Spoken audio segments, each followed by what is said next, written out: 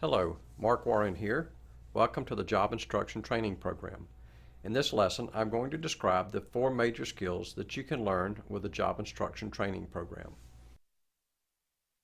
The first major skill set will be related to the training timetable exercises. These skills that you learn in the training timetable exercises are progressive. This is where you begin to learn some of the sensei habits.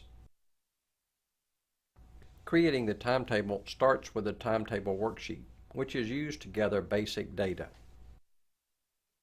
Going to where the work is. It's a part of the discovery process.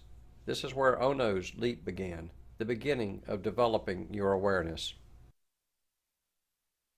Once you've gathered the basic data, it's then transferred to the training timetable. With the facts organized, you can then select where the training needs to start. The skills matrix is the natural progression of the timetable once you've mastered the basic skills. This format allows for defining skill levels from who is just starting to who is qualified as a trainer. You can also do strategic planning of cross-training capacity needed for the department. The pocket card is a handy checklist to follow as you master the skills. Hidden within the job instruction program are practice patterns that reinforce the habits exhibited by lean masters. It might also be recognized as a scientific method. Creating a job breakdown sheet for a process is iterative in nature. You should realistically expect about 5 revisions before you accurately capture all the necessary details. Part of the exercise of building a timetable includes choosing where to focus your efforts. Like training, some of the questions to ask when observing the process flow are: where is your bottleneck? What is your problem area? And do they have a process defined? The most important advice for creating a job breakdown sheet is go to where the work is happening. You want to be able to observe the work personally as you build the job breakdown sheet. Having the team share in the writing of the job breakdown sheet is an effective way to encourage engagement as well as accelerate convergence of the process to a standard method.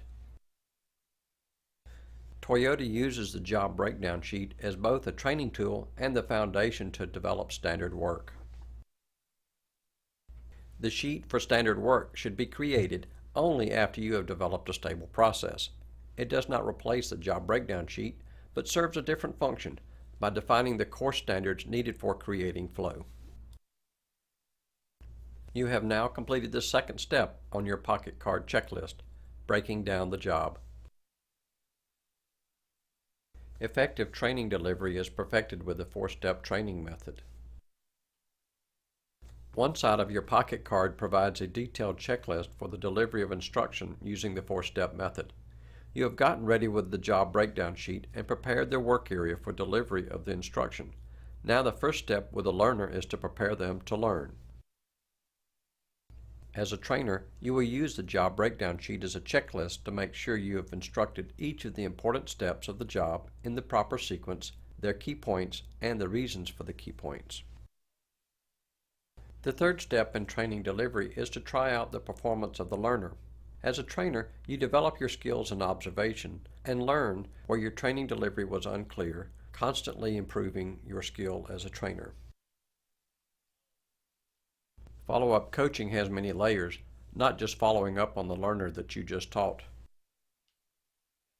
The first and obvious set of follow-up patterns focus on making sure the learner is following the instructions you delivered, that they are comfortable doing the job, and know that they should ask questions. The coaching patterns may not be obvious at first, especially that the coaching pattern should be applied across the whole organization. Toyota mastered the patterns through deliberate practice of the TWI programs. The tipping point happens when enough people practice the habits for it to become part of your culture. As your skill progresses, you will begin to coach the pattern of coaching the pattern. Eventually, the patterns will emerge as a culture. The next step in getting started is forming your learning team. Pick 2 people you would like to learn with, and let's start your journey of discovery.